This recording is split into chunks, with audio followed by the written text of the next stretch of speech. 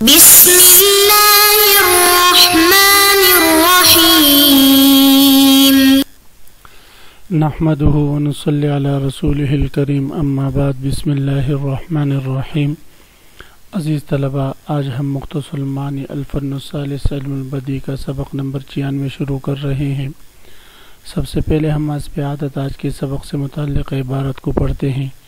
اس کے بعد پھر سبق کا خلاصہ اور آخر میں عبارت کے ترجمہ اور مختصر تشریح ہم پڑھیں گے. آج کی سبق کی ابتدا فالابتداء الحسن سے ہو رہی ہے. آپ حضرات عبارت پر توجہ فرمائیے.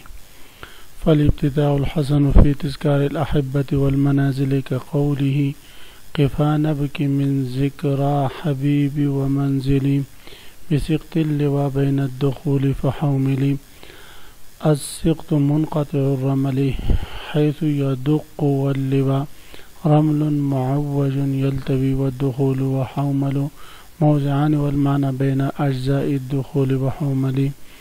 وفي وصف الدار كقول الشيخ قصر عليه تحية وسلام خلعت عليه جمالها الأيام خلع عليه أي نزع صوبه وطرح عليه. وينبغي أن يجتنب في المدح مما يتطير به أي يتشاءم كقوله موعد أحبابك بالفرقة غد مطلع قصيدة لابن مقاتل الضرير مطلع قصيدة لابن مقاتل الضرير أنشدها للداعي العلوي فقال له الداعي وموعد أحبابك ياما ولك المثل السوء. وأحسنه أي أحسن الابتداء ما ناسب المقصود بأن يشتمل على إشارة إلى ما سيق الكلام لأجله براعة الاستهلال.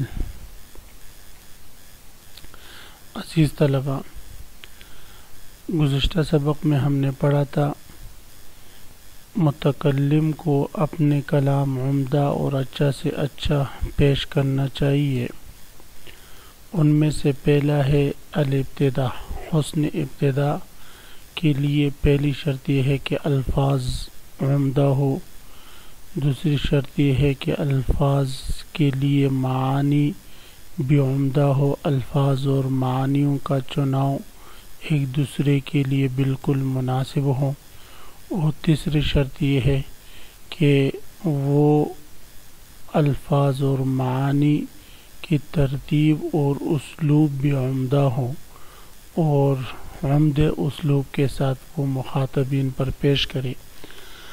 اب ایک اور شرط ذکر فرما رہے ہیں ابتداء کے لیے کہ ابتدائی تخلص کے لیے جو مذکورہ چیزیں ضروری ہیں ان کے علاوہ بھی ایک اور شرط ہے ابتداء کے لیے. وہ یہ کہ وہ ابتداء یا تو دوستوں اور منازل کی یاد پر مشتمل ہو یا گھروں کی وصف پر مشتمل ہو. دوستوں یا گھروں کی یاد پر مشتمل ابتداء کی مثال جیسے امرؤ القیس کا یہ شعر ہے قفا نبکی من ذکرى حبیبی و منزلی بسقط اللواء بین الدخول فحاملی.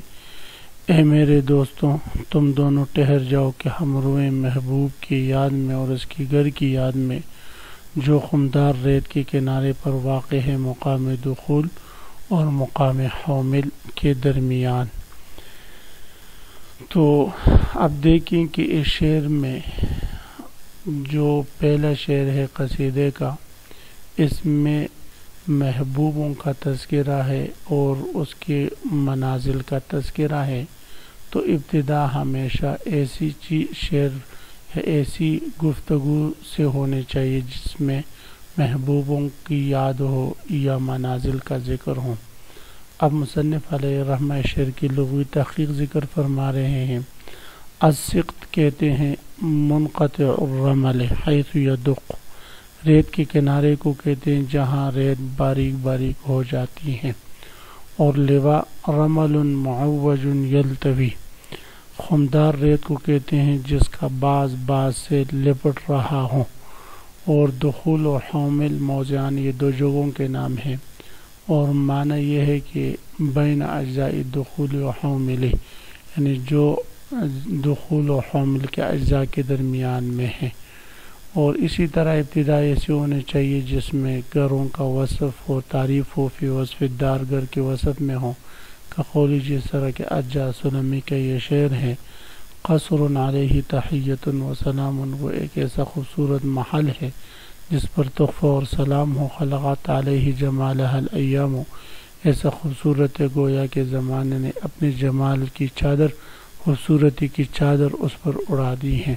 خلع علیہ اے نزع ثوبہ وطرح علیہ، خلع کا معنی آتا ہے یعنی اتارنا، اور کپڑے اتار کر اس پر ڈال دینا، پھینک دینا، تو یہ بھی اسی طرح ہے گویا کہ اس پر زمانے نے اپنی خوبصورتی کا چادر ڈال دیا ہو۔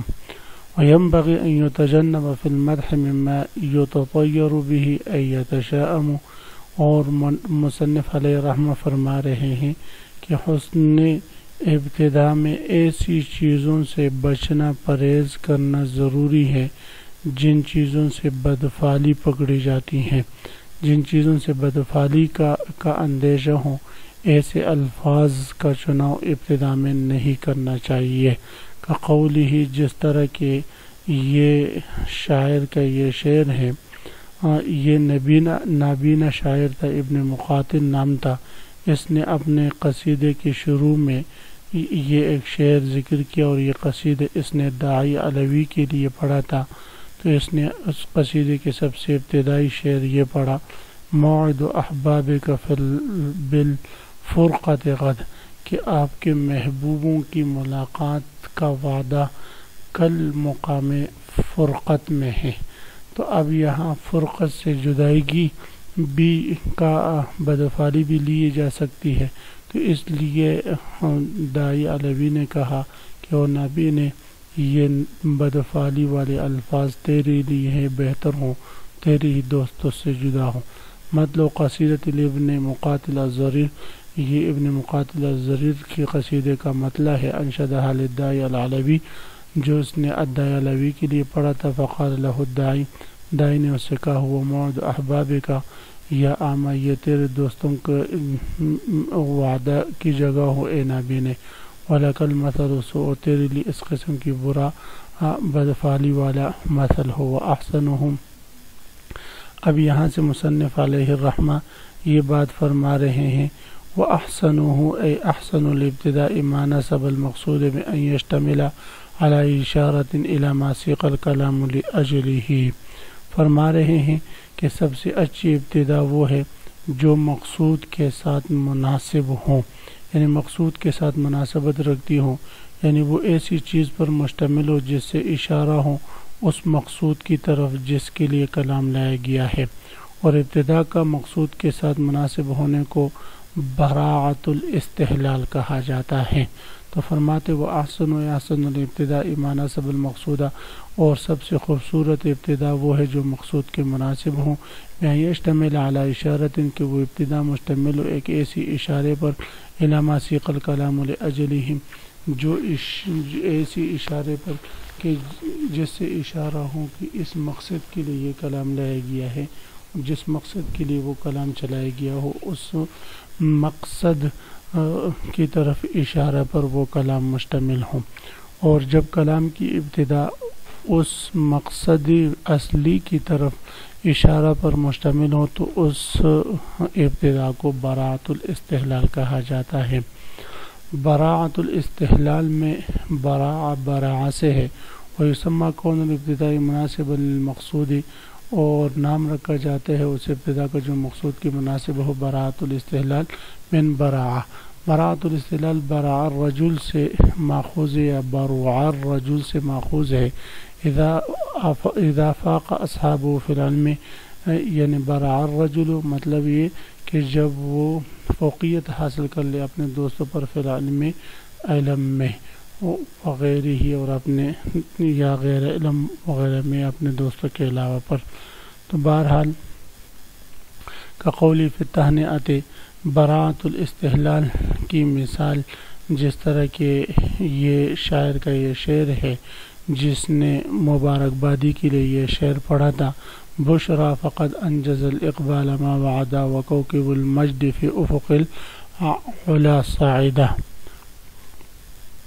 خوشخبری ہو کہ نیک بختی نے پورا کر دیا وہ جس کا اس نے وعدہ کیا تو، اور بزرگی کا ستارہ بلندی کے آسمان میں بلند ہوا۔ بشرا خوشخبری ہو، فقد انجز الاقبال ما وعدہ کہ خوشخبری نے اور خوشبختی نے پورا کر دیا وہ جو اس نے وعدہ کیا تھا۔ وکوکب المجد اور بزرگی کا ستارہ فی افق الاعلیٰ بلندی کے آسمانوں میں صاعدہ بلند ہوا۔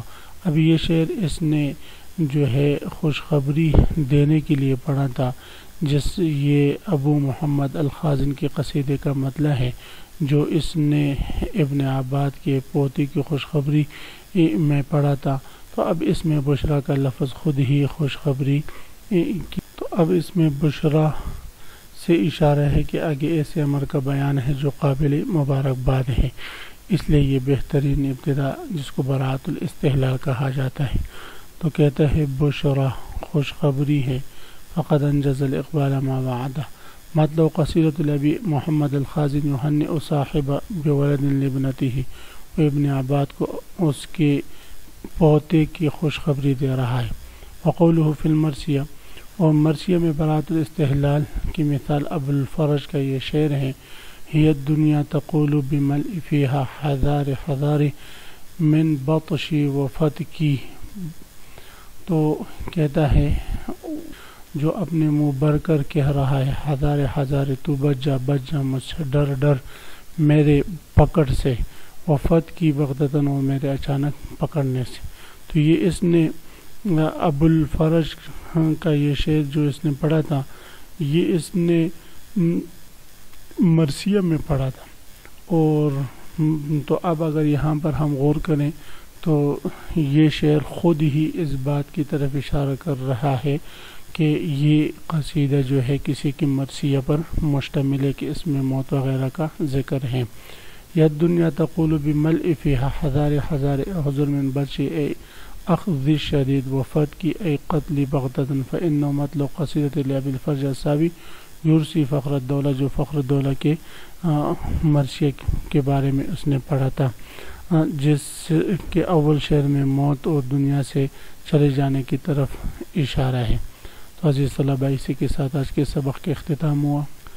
اب حضرات اس کو خوب غور سے سنیں سمجھے۔ اللہ تعالی ہم سب کا حامی و ناصر ہو، آمین۔ وآخر دعوانا ان الحمد للہ رب العالمین۔